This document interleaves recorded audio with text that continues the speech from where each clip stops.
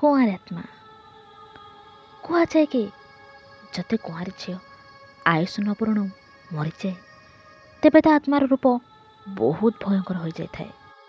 ସେମିତି ହିଁ ଗୋଟିଏ କୁଆଁରୀ ଝିଅର ଆତ୍ମା ଘୁରି ବୁଲୁଥିଲା ସାହସପୁର ଗ୍ରାମରେ। କୁଆଁରୀ ଝିଅ ହୋଇଥିବାରୁ ସେ ଝିଅର ଶରୀରକୁ ଅଗ୍ନିରେ ନ ଜାଳି ତାକୁ ମାଟିରେ ପୋତି ଦେଇଥିଲେ। ସେ ଝିଅ ସହ କ'ଣ ହୋଇଥିଲା ଆଉ ତା ଆତ୍ମା ଏତେ ଭୟଙ୍କର ରୂପ କେମିତି ନେଲା ସମସ୍ତଙ୍କ ପାଇଁ ଅଜଣା। ଏ କାହାଣୀ ହେଉଛି ସାହସପୁର ଗ୍ରାମର ବଳରାମ ପୂଜାରୀଙ୍କ ଅଲିଅଳି ଝିଅ ଅନନ୍ୟାର।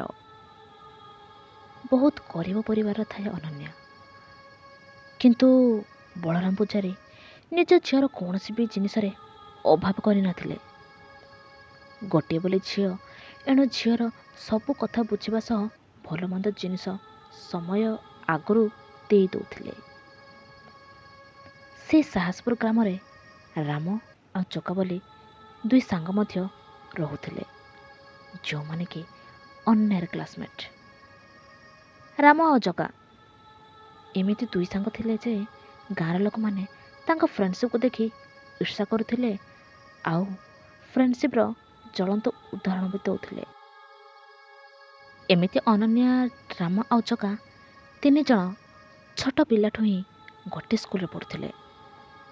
ନୋଟବୁକ୍ ହେଉ କି ଟିଫିନ୍ ବକ୍ସ ହେଉ, ତିନି ଜଣ ମିଳିମିଶି ଖାଉଥିଲେ ଆଉ ପଢ଼ୁଥିଲେ ମଧ୍ୟ। ଏମିତି ହଉ ହଉ ତିନି ଜଣଙ୍କ ବୟସ ବଢ଼ିବା ସାଙ୍ଗକୁ ବୁଦ୍ଧି ବିବେକ ମଧ୍ୟ ବଦଳିବାରେ ଲାଗିଲା।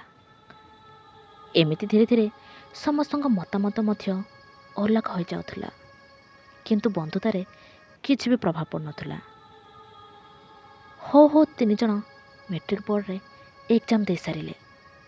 ତିନି ଜଣ ଭଲ ମାର୍କ ବି ଆଣିଲେ। ଏବେ କଲେଜ ପଢ଼ିବା ପାଇଁ ତିନି ଜଣ ପ୍ରସ୍ତୁତ। କିଏ କେଉଁ ଷ୍ଟ୍ରିମ୍ ନେବେ ସେଇଆ ତିନି ଜଣ ଭାବୁଥିଲେ। ରାମ ଆଉ ଜଗା ଇଞ୍ଜିନିୟର ପଢ଼ିବେ ବୋଲି ସ୍ଥିର କରିସାରିଲେ। ବାକି ରହିଲା ଅନନ୍ୟା। ତାକୁ ବି ଭାରି ପସନ୍ଦ ଇଞ୍ଜିନିୟର ପଢ଼ିବାକୁ, କିନ୍ତୁ ସିଏ ବା କ'ଣ କରିପାରିବ।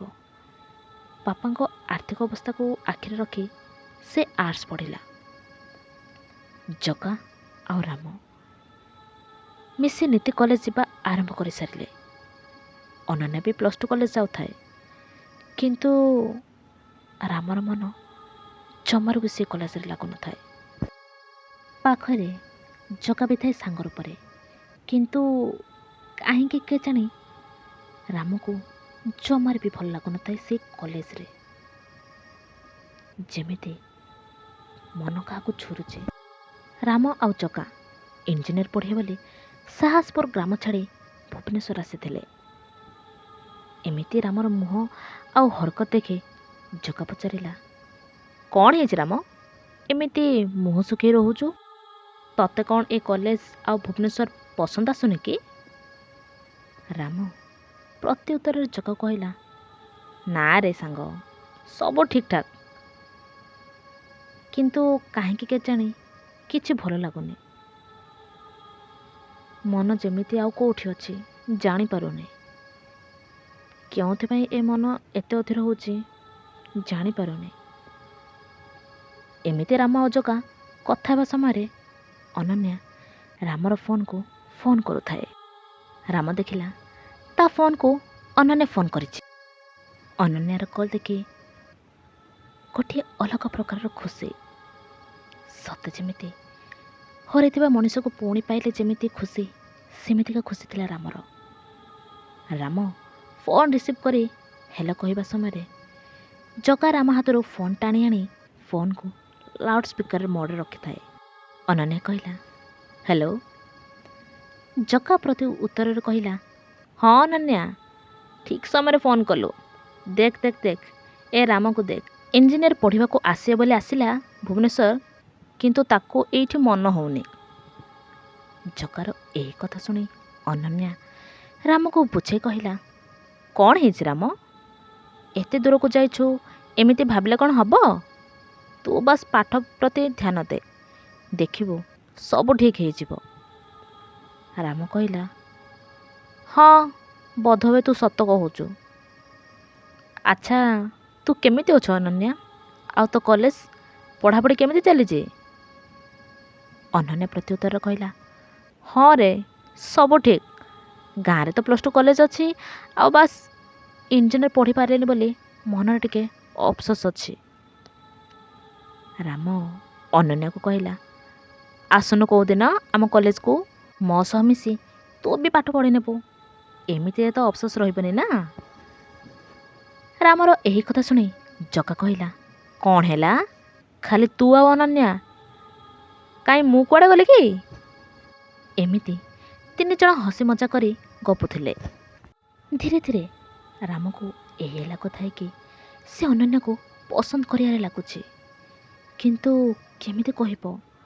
ଯଦି ଅନନ୍ୟା ମନା କରିଦିଏ ତେବେ ଥିବା ଫ୍ରେଣ୍ଡସିପ୍ ବି ଚାଲିଯିବ। ମନେ ମନେ ଖାଲି ଭାବୁଥାଏ ରାମ।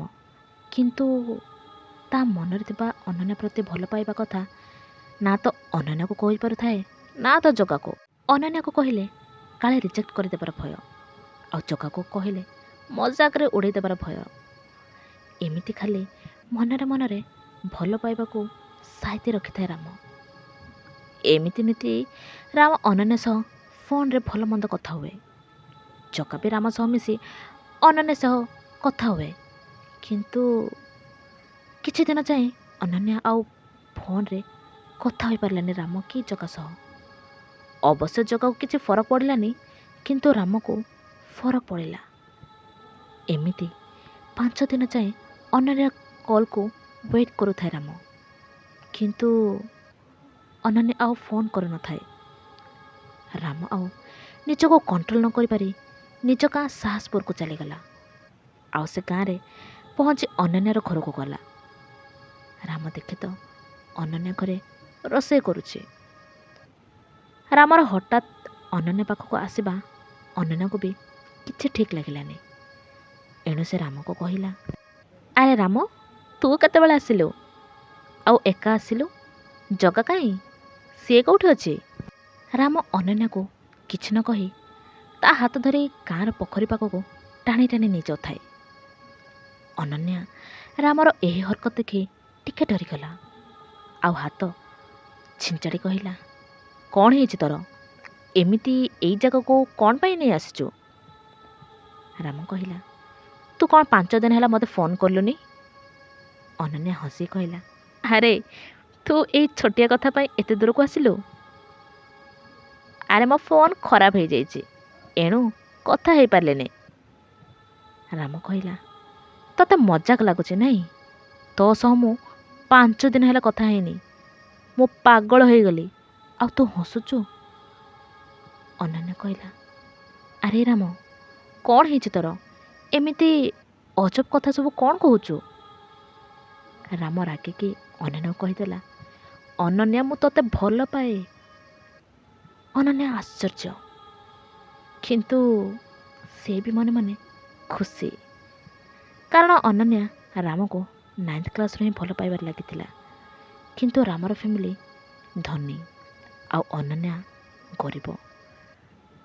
ତା ସାଙ୍ଗକୁ ବ୍ରାହ୍ମଣ, ଏଣୁ ସେ ତା ମନ କଥା କହିପାରୁନଥିଲା। କିନ୍ତୁ ରାମ ଯେତେବେଳେ ତା ମନ କଥା କହିଲା, ଅନନ୍ୟା ବି ଏକ୍ସେପ୍ଟ କରିଦେଲା। ଏମିତି ଦୁହେଁ ଦୁହିଁଙ୍କୁ ଏକ୍ସେପ୍ଟ କରିନେଲେ। ଆଉ ରାମ ଅନନ୍ୟାକୁ ଗିଫ୍ଟରେ ଗୋଟେ ଫୋନ୍ ଦେଲା, ଆଉ ଭୁବନେଶ୍ୱର ଚାଲିଗଲା। ରାମ ଆଉ ଅନନ୍ୟାର ଭଲ ପାଇବା ବିଷୟ ଜଗାକୁ କହୁନଥିଲେ 2 ଜଣ। କିନ୍ତୁ ଜଗା ବି ସନ୍ଦେହ କରୁଥାଏ। ଏମିତି ହଠାତ୍ ଜଗା ରାମକୁ ପଚାରିଲା, କ'ଣ କିରେ ରାମ, ଆଜିକାଲି ଅନନ୍ୟାକୁ ତୁ ବେଶୀ ଝୁରୁଛୁ, ଆଉ ସଡନ୍ଲି ମୋତେ ନ ଡାକି ଅନନ୍ୟାକୁ ଦେଖା କରିବା ପାଇଁ ଗାଁକୁ ବି ଚାଲିଗଲୁ। କାଇଁ, ମୁଁ କ'ଣ ସାଙ୍ଗ ନୁହେଁ ତମ 2 ଜଣଙ୍କର? ରାମ ସତ କଥା ନ ଲୁଚେଇ ସବୁ କଥା କହିଦେଲା ଜଗାକୁ। ଜଗା ବି ଶୁଣି ପୁରା ଚୁପ୍। ଏମିତି ଦୁହେଁ ଦୂରେ ଥାଇ ବି ପ୍ରେମ ସମ୍ପର୍କକୁ ଆଗକୁ ବଢ଼ଉଥିଲେ। କିନ୍ତୁ ଅଚାନକ ପୁଣି ଅନନ୍ୟାର ଫୋନ୍ ଲାଗୁନଥାଏ। ରାମ ଭାବିଲା ହୁଏତ ପୁଣି ଫୋନ୍ ଖରାପ ହୋଇଯାଇଥିବ। କିନ୍ତୁ ମନରେ ପୁଣି ଅଲଗା ପ୍ରକାରର ଭୟ। ଏଣୁ ଗାଁର ଗୋଟେ ସାଙ୍ଗକୁ ଫୋନ୍ କରି ଅନନ୍ୟା କଥା ପଚାରିଲା। ସେ ସାଙ୍ଗ କହିଲା, ଆରେ ରାମ, ଅନନ୍ୟା ଆଉ ଦୁନିଆରେ ନାହିଁ। 2 ଦିନ ହେଲା ସେ ଦୁନିଆ ଛାଡ଼ି ଚାଲି ଯାଇଛି। ରାମ ଶୁଣି ପୁରା ଆଶ୍ଚର୍ଯ୍ୟ। ଆଉ ସେ